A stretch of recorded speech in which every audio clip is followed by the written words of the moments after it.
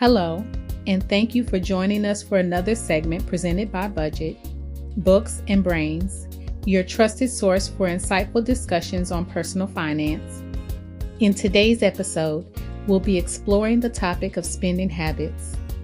Spending is an integral part of our daily lives, but understanding the patterns behind our financial behavior is essential for achieving long-term stability and success.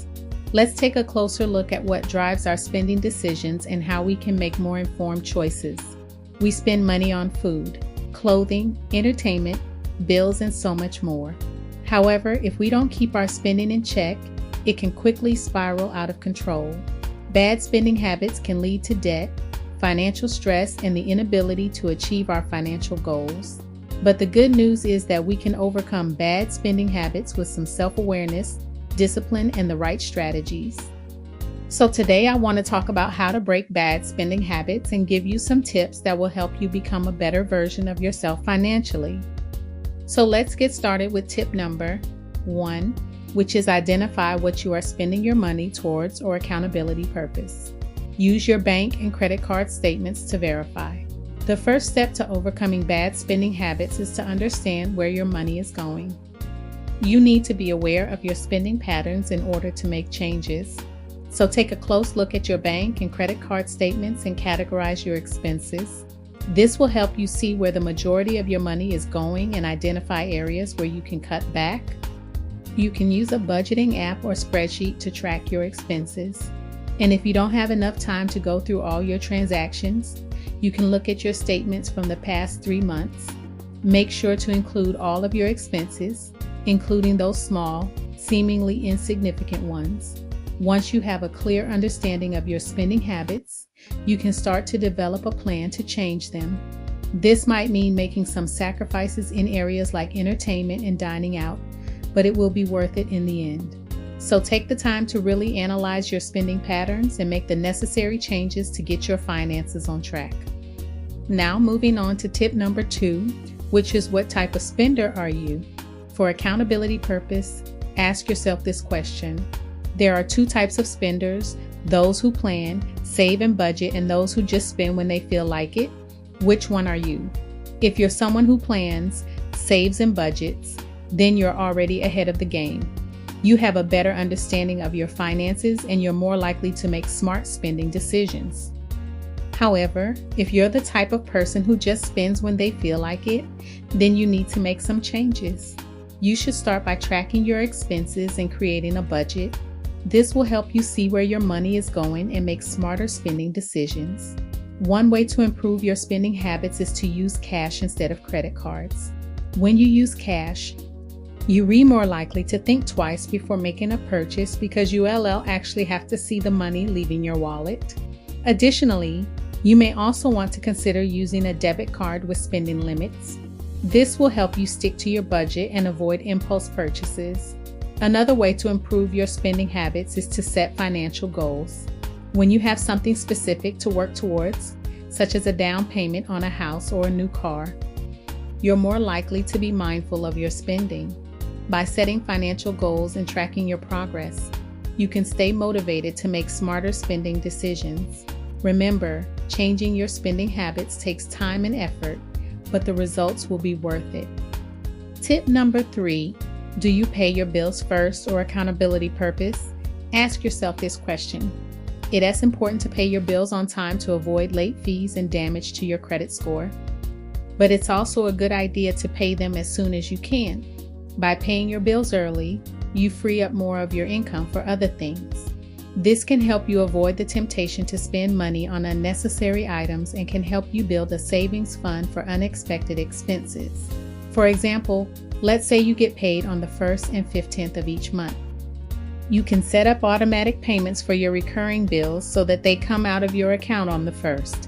This will give you 14 days to save up enough money to cover any unexpected expenses or purchases before your next paycheck comes in on the 15th. If you don't have enough money to cover an unexpected expense when it arises, don't worry. Just make sure to pay the most important bills first, such as rent or mortgage, utilities, and groceries.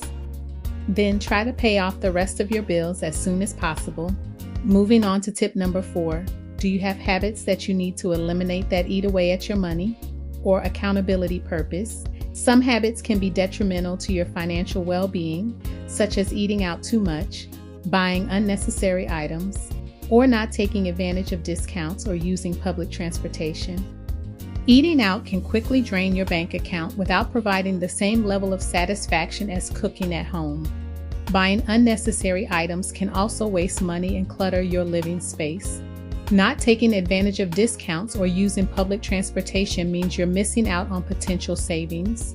These habits can add up over time and prevent you from achieving your financial goals. That's why it's important to be aware of them and take action to change them. Start by tracking your expenses and identifying which habits are costing you the most money, then make a plan to change them. For example, you could start cooking at home more often, unsubscribe from email chains that tempt you to buy things you don't need, or research for discounts before making a purchase. These changes may seem small, but they can make a big difference over time. Remember that changing habits takes time and effort, but the financial benefits are definitely worth it. For example, let's say you eat out 4 times a week, spending an average of $20 per meal. That's $80 a week or $320 a month. If you decide to cook at home instead, you could save that money and put it towards your savings account or investments. Even if you only cook at home 2 times a week, you could still save $160 a month. That's enough to make a significant dent in your savings or investment goals. Similarly, let's say you have several unused subscriptions that you no longer use, such as a gym membership you don't use anymore or a streaming service you don't watch. By canceling these subscriptions, you can free up more of your income for other things. For example, let's say you have to unuse subscriptions that cost $15 each per month. By canceling them, you can save $30 a month. That's enough to go out with friends once a month or buy yourself something nice. Another example of a bad habit that can drain your finances is holding on to old or unused items. When you accumulate clutter around your house, you're not only wasting physical space, but also money. Old clothes, shoes and accessories that you don't wear anymore, old electronics that are collecting dust or furniture that no longer matches your style are all items that could be sold and generate extra income for you. Let us say you have a closet full of clothes that you haven't worn in over a year. You could host a clothing swap with friends or sell the clothes online and use the money to buy new pieces that you actually wear. Similarly, old electronics or furniture could be sold online or at a local consignment shop. This not only helps declutter your living space, but also generates extra income that can be used towards your financial goals. One last example of a bad habit that can drain your finances is not taking advantage of discounts or using public transportation. When you drive everywhere, not only are you spending money on gas and maintenance, but also wasting time in traffic. Public transportation is not only more affordable, but also more eco-friendly. For example, let's say you drive to work every day. If you switch to public transportation, you could save money on gas and parking while also reducing your carbon footprint. Similarly, if you take advantage of discounts and promo codes when shopping, you could save even more money. Not only does this help you save money, but also reduces stress and allows you to focus on other aspects of your life. In conclusion, overcoming bad spending habits requires awareness, discipline, and planning. By following the tips outlined in this video, you can gain control of your finances and achieve your financial goals.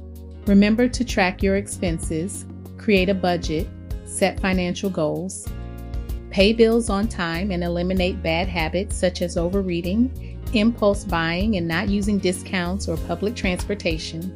Changing your spending habits can be challenging, but the benefits are definitely worth it. With dedication and effort, you can improve your financial situation and secure a better future for yourself. Don't forget to like this video and subscribe for more informative content on personal finance and financial independence. Also, you can visit us at budgetbooksandbrains.org. Thank you for watching and best of luck on your journey to financial success.